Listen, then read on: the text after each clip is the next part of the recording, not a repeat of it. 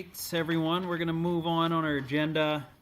First part of public comment is the discussion on the petition warrant article number 20, which is to amend Londonderry Municipal Code Title 1, General Code 1, Section 8.13 Alpha, requiring recording of official town meetings and scheduling of meetings at a time most convenient to the general public. Is the petitioner here? Would you like to come up, please? Good evening. Good evening. Deb Paul, 118 Hardy Road. Before I speak, I want to know, are you going to do what you did last town council meeting where you get to speak on this and then speak again, or That's just right. this? Yes. Thank you for the clarification. So we're going to do it the way you did it? Okay. Because last time I had questions, but I couldn't get up a second time and say something, so I had to wait till this time to ask the questions. Questions about the deliberative, or I'm sorry, the... Well, when I came, I had asked for the thing for opening up the charter, remember? And I didn't have it, so I had to go back there, and I didn't have time to read it and run back up, and you don't allow people to come back up a second time, so I have to wait. Well, the charter was a separate subject. I know, but I couldn't come back up, because I had already been up and I asked where the charter thing was, and then when you told me it was back there, I didn't have time from there to read it. I understand. So I wanted to be sure, because I had questions about it. So I'm here, I'm the petitioner. I've had people, who wanted to be involved at one time, like in the pool committee, or wanted to go to a traffic safety meeting. And because the pool committee, we happened to get together at like 3 p.m, this one is at 5:30.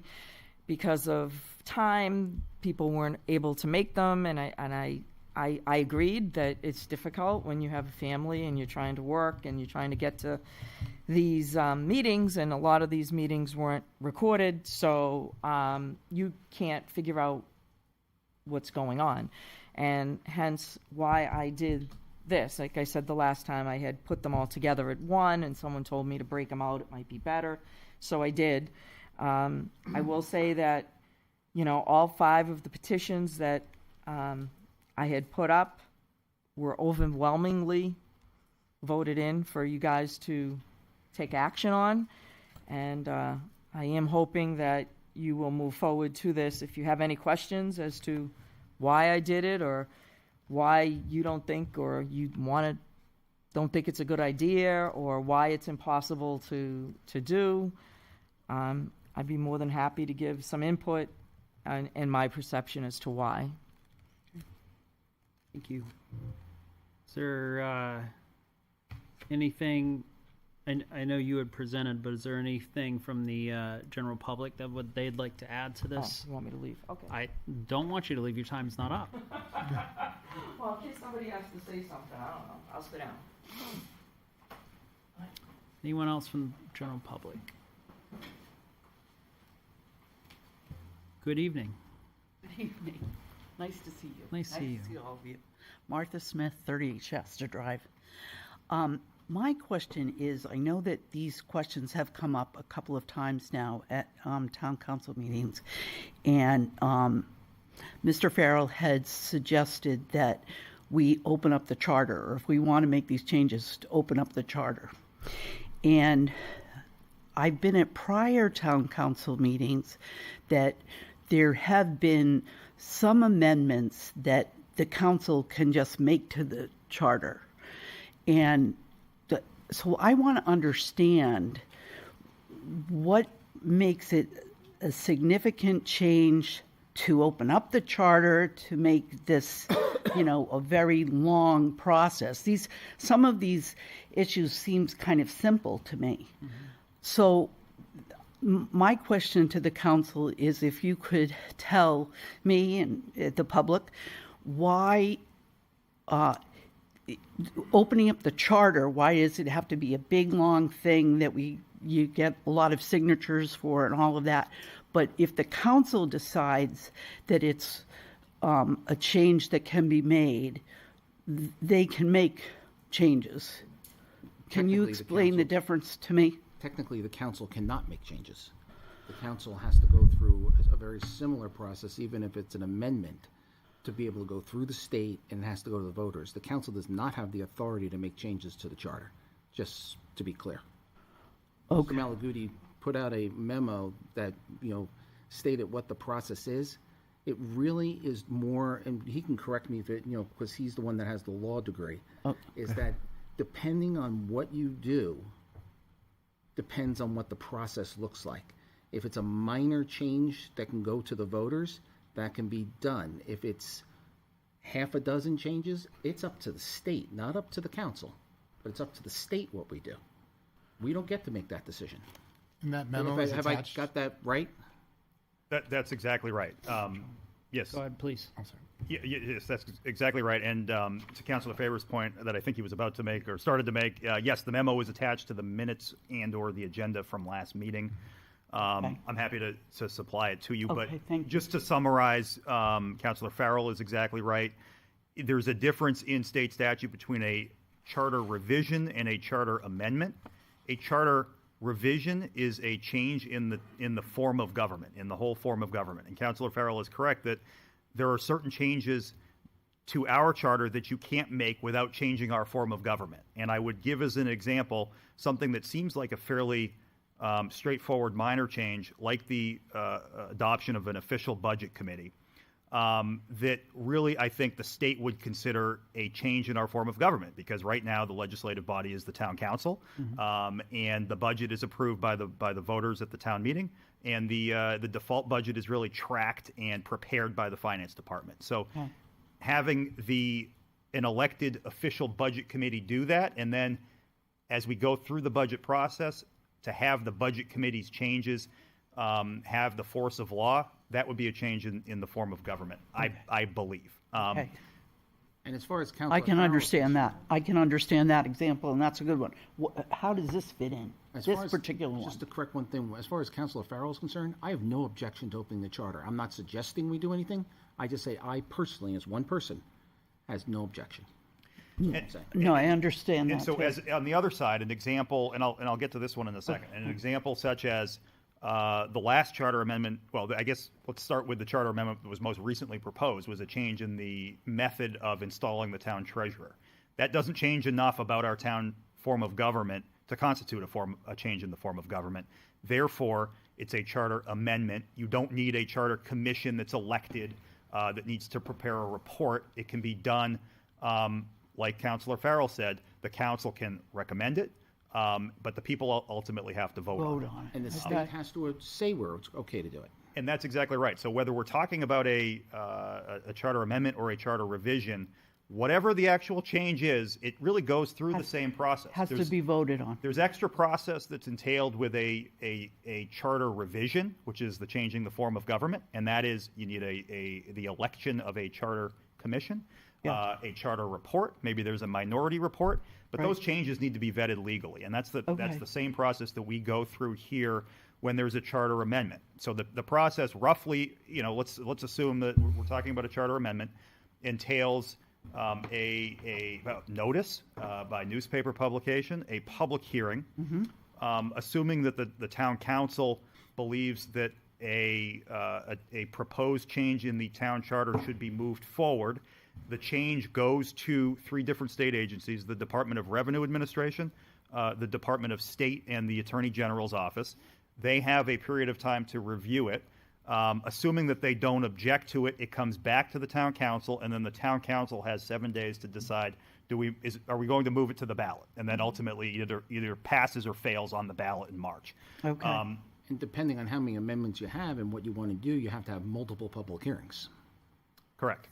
Okay. That's exactly right. So when we're talking about to your question, this particular amendment, I have not done the analysis of whether this would constitute a change in the form of government or a charter amendment by itself.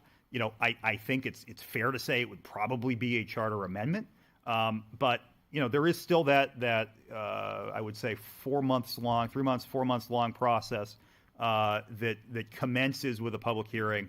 And then the council deciding, yes, we want to move this forward. Again, as I said in my memo, there's the alternate method of moving forward with a charter amendment or revision, and that is by collection of signatures and petition. But regardless of how we get to the starting point, whether it's by recommendation of the town council or collection of signatures, The process is the same from there. Okay. Did that Okay. answer your question? I think so. You're telling me that no matter which process it follows, it has to go through a process with the state and be voted on by the citizens. Correct. So this came cart before the horse. Is that what you're kind of telling me? I would say that, there's a purpose for advisory warrant articles. I think that, advisory warrant articles are helpful in gathering Yeah. information and identifying questions that should be addressed. And I think that that's what this exercise has been about, discussing these in public comment for the last several meetings. But, whether it's putting the cart before the horse or not, I can't really say because it's not my petition. Yeah. No, One I understand. One thing, so Sunday at church, they preached and they said something that really stuck out to me. Things built in a hurry come down in a hurry. And that's really my intent. And again, I'm one of 5. Yeah. We all have equal rights as counselors to move things forward or whatever. And really, the duty of the chair is just to set the agenda and have orderly meetings. No, I understand. But my point is, things built in a hurry come down in a hurry is never in my time things put together in haste tend to work out for the benefit. And there are consequences or results of opening up the charter or doing charter amendments and stuff like that. And I think having a mindful, thought out, discussed approach, because remember, we've only had really one time other than these most recent to discuss this, and that was during deliberative. So having the opportunity to further discuss it, I think, is just a mindful approach. Okay. So that's my why. I can see it as a mindful approach, and I don't think that there's anybody wants to rush into things, but this seemed like it was, to open up things to the public so the public would know things that are happening in town and be able to either watch them on a video or to come to a meeting. And I would just pardon me. Sorry. I would just like to remind that on our website, and I understand, people might argue differently, but on the website we have the calendar that is very up to date. Yep. I know our staff put in a lot of time to make sure that's accurate and has definitely accurate do. information, as well as we do notice a lot of the meetings and our local publications and such, also on Facebook and what have you. But yeah, like I said, me personally, I think the way I view it is March is still March. Yep. We have a whole budget season before us. We do. Regardless, based on the memo that our town manager prepared, it still has to go through that process. It still has to go a process. However we get there, to coin John's term earlier, however we get there, whether it's through signatures or through council, it still has to go a March process. And that's just really where I'm not speaking for the council, but that's where I come from. And I guess my comment and thought is that I don't think that this particular one, I'm not talking to the others, I'm addressing this one, that I don't think that this does anything to change the form of government. But perhaps I'm wrong. Maybe it's bigger than I think. I would agree it doesn't change the form of government. The problem is that we have language in the town charter that sets parameters, and this is, it may be inconsistent with that, I think. Well, the language in the town charter is along the lines of that each committee will decide Correct. what they're going to do, and they Correct. will put their own process in place. Correct. And I think we record in excess of 80% of the meetings now, and as far as the time is concerned, if a committee is finding that a time is not working for the community and and they want to change their time, there's nothing that prevents them from doing it. That's correct. So Town council used to be at 7:30, years. So for years. A few things just to amplify those points, Councilor Farrell. It is exactly right. It's just the case that the charter happens to address this with some specificity. If the charter were silent about this, no problem. Okay. I think that he's exactly right as well, Councilor Farrell, that there is a lot of weight that's placed in the when members of the individual boards and committees can get together. I know that, I spoke with the finance director this morning. I asked him about the trustees of the trust fund meeting, because that's one that strikes me as that's out of off time. That's during the day. Okay. And the discussion we had was, yes, I mean, he sets the initial meeting because after an election to get everyone together, but then it's left to the members of the committee when it works for them. Now, you might say, it shouldn't be the members of the committee because it's the people's committee. The people should be consulted, and that's true, but you can't have a meeting without the board itself. Or without a quorum. Or without a quorum. So that, some of these are just regular, or just come down to practicalities. And then to Councilor Farrell's last point, again, exactly right. Since I've taken office, and I've heard from, again, this is something that has come to me from the community. I've heard that feedback. My policy and what I have set as a goal at the staff level is I want to record as many of these meetings as possible. I can't speak for the supervisors of the checklist because they are not under my authority. Okay. They're a Yeah. state statutory board. Thank you. And that's a little different. I know that I'll be perfectly honest with you. There are committees that have been meeting not on TV for years, and people are uncomfortable. Some people are uncomfortable having those meetings recorded. My position on that is, again, giving consideration for change is difficult. Change takes time. Too bad. Okay, we're here to serve the public. If you don't want what you're doing, publicized on cable access, maybe you should think about whether it's time to move on. I mean, I don't mean to ruffle feathers, but that's my position on that.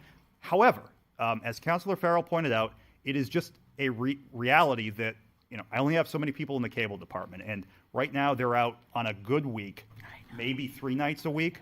I've seen 4 or 5 nights a week, and so I have to conserve my staff resources as well within existing parameters. But in concept, I support recording. I support making sure that people have access to what's happening at town meetings on their schedule. That's the policy that I've set for my staff, and I think we're working towards it. Okay. We have stood up new boards and committees that are, they have tended to be boards and committees that are addressing issues that are timely or, pressing to the community. Let's take, for instance, the Utilities Committee, the Lions Committee. We've added boards and committees, and we've, by and large, taped them. We've recorded them. I anticipate we'll probably want to record the work of the Lions Committee as well, because that's something that is going to be useful for people as we go into budget season, as we go to the polls. We're moving towards that. Obviously, I have limited control over when meetings get scheduled, but I do think we try to be responsive, and the council tries to be responsive to. You can't please everyone, but one, let's make sure that we can get the people on the board there. Right. But pretty close behind that is let's make sure that we can get as many people from the public who are interested in going there as well. Exactly. Okay. Thank That you. was very helpful. Thank you. Thank you. you all. And I'll say, I support every one of these that we can do without amending the charter. The problem is when it comes to amending the charter, like what Chairman Franz said, if we build it fast, we're going to break it fast. And I'm worried about the unintended consequences about the charter. I support these all in spirit, but we've got to make sure we're doing these things and not these things and some other unintended things. I can see that. Yes. Can I just answer something now? I Please. wanted to let the public speak. Thank you. No problems. I'm glad somebody spoke. Deb Paul, 118 Hardy Road. Thank you for letting me get up and finish because I wanted them to speak first. Mr. Malaguti knows one of my first things when I was on the council, one of the things we had to do was write down our goals. And that was one of my goals. And I had conversations with Mike about the recording, and like I said, I got the first and last comment was from you, and kudos to the library trustees for doing that. They stepped up to do it. It's just been something that it hasn't, in my mind, this has been going on for years while I was on the council. So 3 years, this is 4 years, that I have been thinking about these sort of things for a while. So it wasn't haphazard for me. And being someone who was on the last charter commission, you can be specific about opening up the charter. You can say we are opening up the charter like we did that time just to look at whether we wanted to change from town meeting to deliberative. And we did write a majority and a minority report, and that's how that went. So you can do it specifically so you don't have to worry about somebody hijacking and revamping the whole town charter. There are possibilities to it. And Mike and John both articulated that as well. Yeah. Yeah. Well, sometimes it wasn't. Sorry, Mike, don't get offended. He talks a little too much legal for me. I'm a little simpler. I'm sorry. But yeah, and that's why I felt like I had to come back up and say something. It wasn't just haphazard. It is about getting transparency out there so people don't question things. And yeah, I think that even if the council was to adopt it and lead by example and encourage the other committee board members to do so, you wouldn't have to change the charter because they would do it. Right now, they kind of do what they do, and that's that. But you lead by example. A true leader leads by example. They're the ones going out front and doing the work. And I think that, the people want it, and it's not a changing government. It's a simple request. At least those three things are. The other two are a little more challenging, I would agree. And that's my 2 cents on it. And I do need clarification on charter stuff, but I'll wait till you reopen the regular public comment. Is there anyone else on this topic? All right, seeing none, we'll move. Chad. Yes. I just wanted to make a small point on this. I half wonder if so many people have voted on this item because it maybe in their viewpoint, think that this is being proposed and potentially being misleading because we don't have 3,000 people who come to meetings in town, and they may be thinking that we're not having meetings that are appropriate times for people and someone thinking that we need to change this when it sounds like we do have the majority of meetings at nighttime. Is that correct, Town Manager? The vast majority, but I would say 90+% are occurring at nighttime. Right. So I would hate to think that so many people were voting for this thinking that, oh, we're not doing something that's not an appropriate time. Right, and I think that it was stated last time that between 6:30 and 7 is generally, the sweet spot, but it's not the sweet spot for everybody either. Correct. So, like I said, it's a town of 26,000 people. It's going to be difficult to get everybody, but I think that these are, you can. Watching the recording is not the same thing as attending the meeting, but it's better than Reading neither. I guess is the way I would put it. Section 8.13 speaks to their procedures and tells you what they're supposed to do and not supposed to do. I guess I'd probably look at it and just say that's why it was advisory. So it's not that they're not serious. It's just that we need to work through a process and take our time. Right, and this one, as I said, it's my goal to get the remaining meetings, and I think there's probably just 2 or 3 of them at this point Hey, recorded. if we had 10 volunteers in cable like we used to, it wouldn't be a problem. Yep. So, like I said, my goal is to make this one a moot point by just at the staff level achieving the policy that I set out pretty early in my tenure. That I think there's really no reason. Other than practical, why at some point we can't record all of these meetings. That's my goal. I can't promise it's going to happen, but it may not be necessary to open the charter in order to see that, I guess is what I would say to you. And I think that would be my personal encouragement is to continue on that track. On this topic, please. Thank you, Mike. Good evening. Hi, how are you all? Well, how are you? Good. Name and address, please. My name's Ann Fenn. I'm in 18 Partridge Lane, Londonderry, New Hampshire.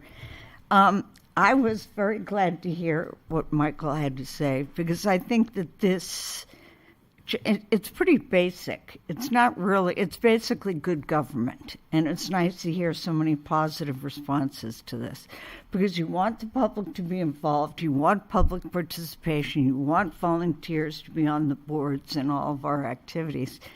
And even if they're not going to attend the meeting, as you said, if all of the meetings are recorded, then at least they can watch it on TV, on cable TV.